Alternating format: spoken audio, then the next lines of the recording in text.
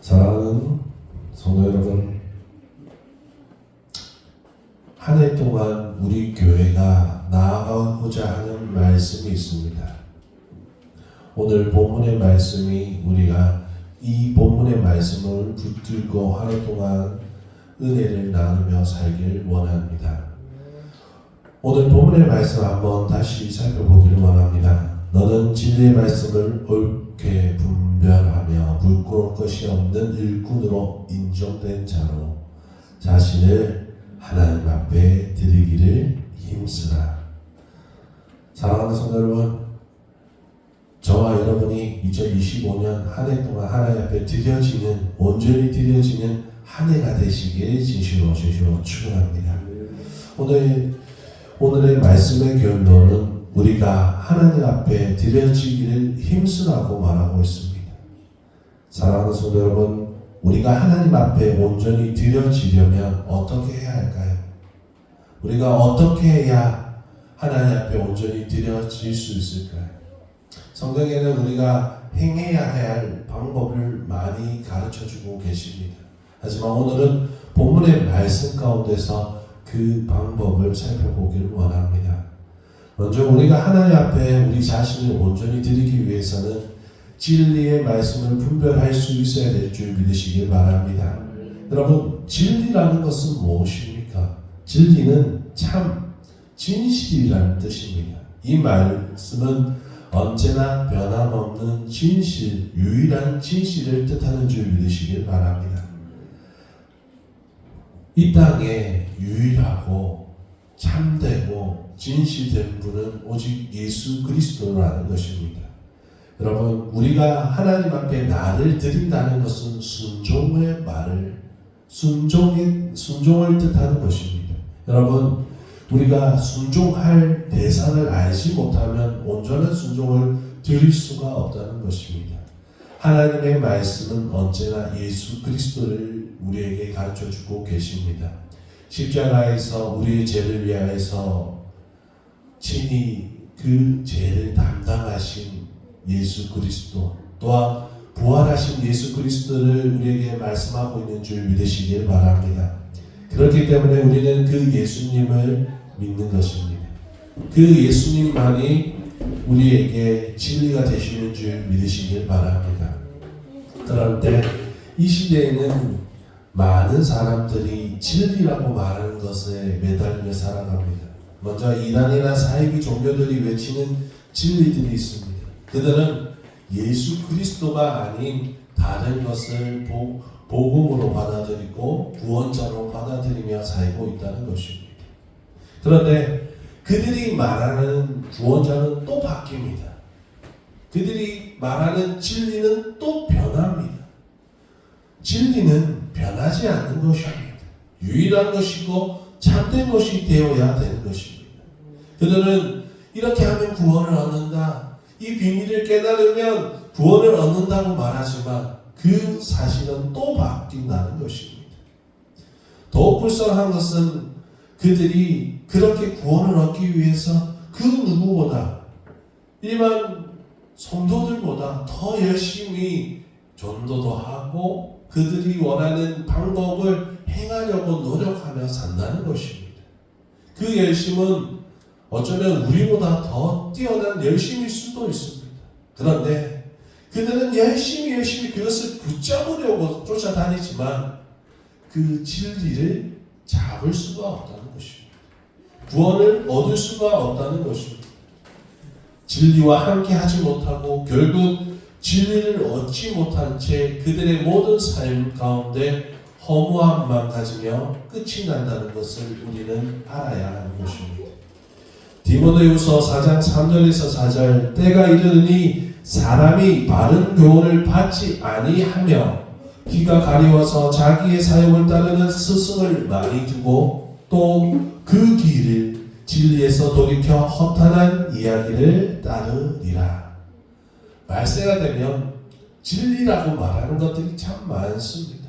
그러나 그들이 왜 진리의 복음이 아닌 세상의 복음, 가짜 복음을 쫓아가고 있을까요? 과연 그들이 진짜 복음을 듣지 못해서 그럴까요? 우리는 복음 안에 있다가 세상으로 향해 나아가버린 대마라는 사람을 알고 있습니다. 그는 어떠한 사람이었습니까? 사도 바울의 동력자였습니다. 그러나 세상을 사랑하여 주님을 떠나갔습니다. 그것은 하나님의 말씀을 분별하지 못했기 때문입니다. 하나님이 예수 그리스도께서 최고의 위치에 있지 못하기 때문에 세상을 향해 흘러가 버리고 다른 방법을 찾는다는 것입니다. 여러분 안에 하나님의 말씀이 최고의 가치가 되시길 진실로 축원합니다. 하나님 말씀만이 진리이자 생명인 줄 믿으시길 바랍니다. 그러나 이 말씀에 믿음으로 반응하지 못한다면 결국 하나님의 진리의 가치를 우리가 낮추게 되는 줄 믿으시길 바랍니다. 우리가 이 약한 세대에서 진리 안에 살기 위해서 가장 필요한 것이 바로 영적인 분별력입니다.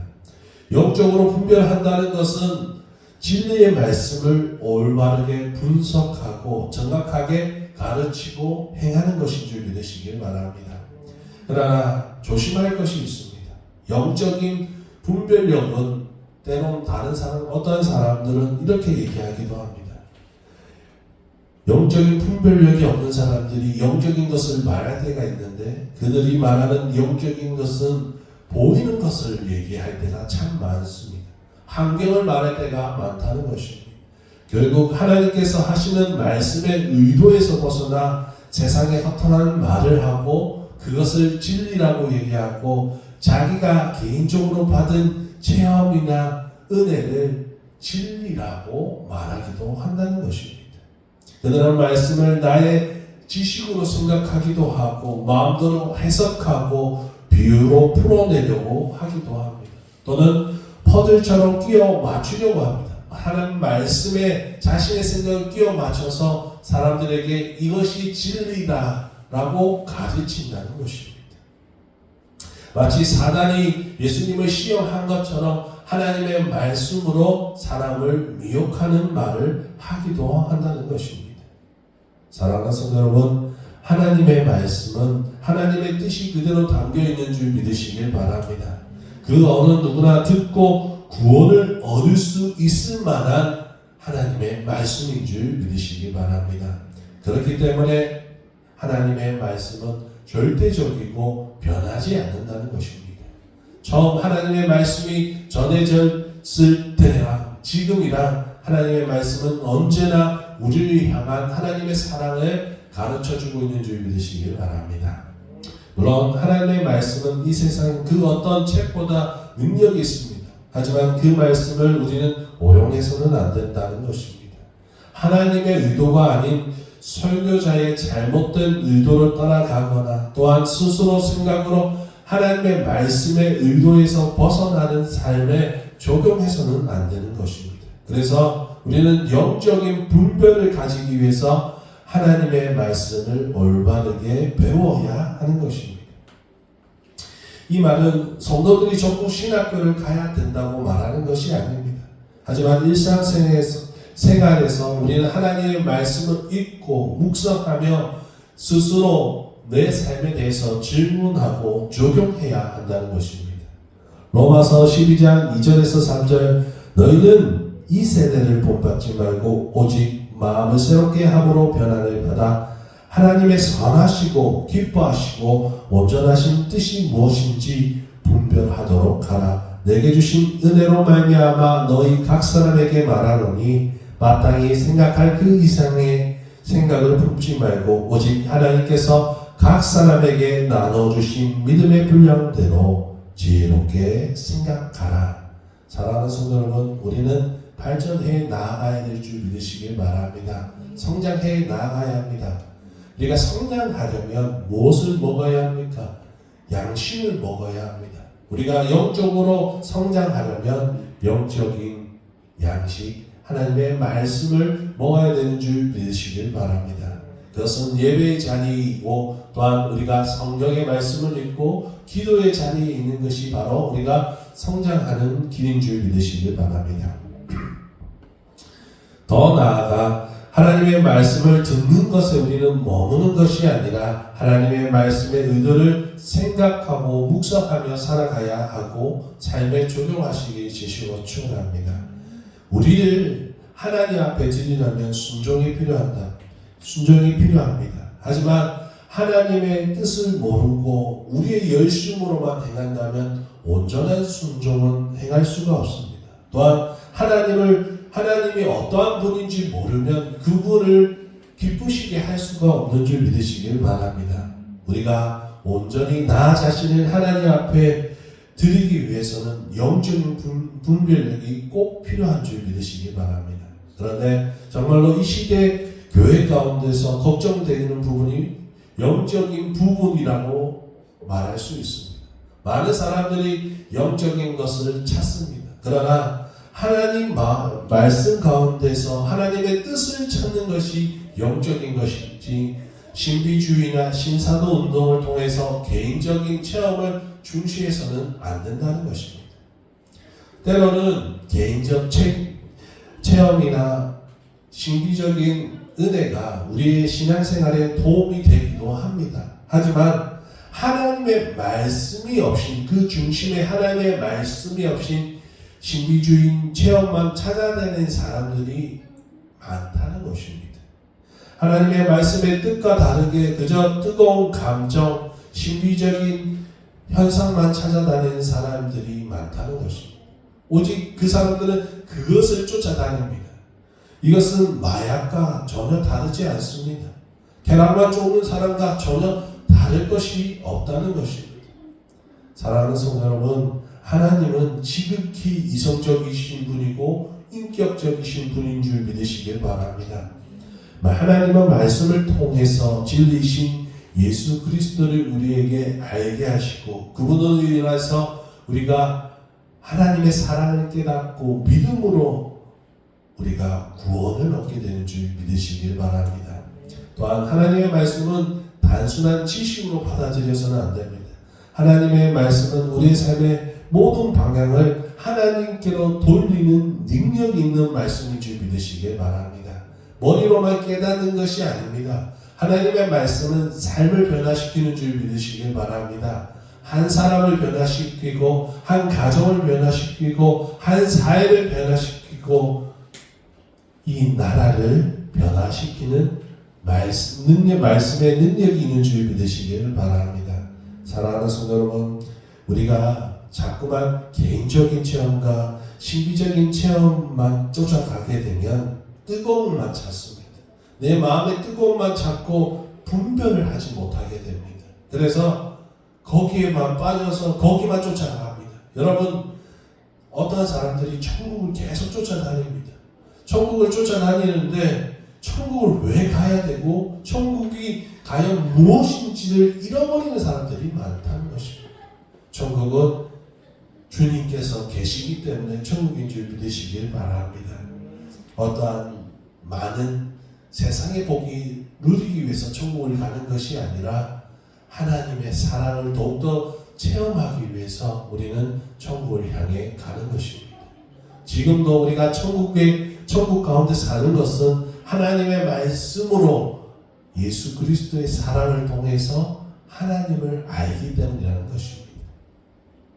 사랑하는 성도 여러분, 우리는 분별해야 합니다. 간단한 예로 방언에 대해서 이야기를 해볼까 합니다. 어떤 사람들이 방언에 대해서 무조건 방언은 받아야 된다고 말합니다. 하지만 성경에는 방언을 무조건 받아야 된다고 말하지 않습니다. 고린도전서 14장 19절 그러나 교회에서 내가 남을 가르치기 위하여 깨달은 마음으로 5마디 말을 하는 것이 1만마디 방언을 말하는 것보다 나으니라. 방언으로 기도한다고 해서 그 사람이 하나님의 사람으로 온전한 것이 아니라는 것입니다. 오히려 진정 하나님의 사랑을 아는 사람이라면 알아들을 수 있는 5마디의 사랑으로 하나님을 사랑을 전하는 것이 진정한 하나님의 사랑의 길인 줄 믿으시길 바랍니다. 고린도전서 14장 23절 그러므로 온 교회가 함께 모여 다 방언으로 말하면 알지 못하는 자들이나 믿지 아니하는 자들이 들어와서 너희를 미쳤다 하지 아니하겠느냐. 사랑하는 성도 여러분, 하나님의 말씀을 분별할 줄 아는 사람은 지극히 이성적인 사람이 되어야 합니다. 그리고 배려하는 사람이 되어야 되는 줄 믿으시길 바랍니다. 방언을 받았다는 것은 그만큼 하나님의 능력을 사모하는 사람일 것입니다. 방언이 잘못됐다는 것이 아닙니다. 방언을 받는 것은 하나님 앞에 선물을 받는 것입니다. 그만큼 귀한 것을 받았지만 그 귀한 선물을 제대로 사용해야 되는 줄 믿으시길 바랍니다. 믿음이 연약한 자들 앞에서 은사를 자랑하는 것이 아니라 연약한 자들을 위해서 나의 것을 포기하고 섬기는 것이 바로 하나님이 원하시는 삶인 줄 믿으시길 바랍니다.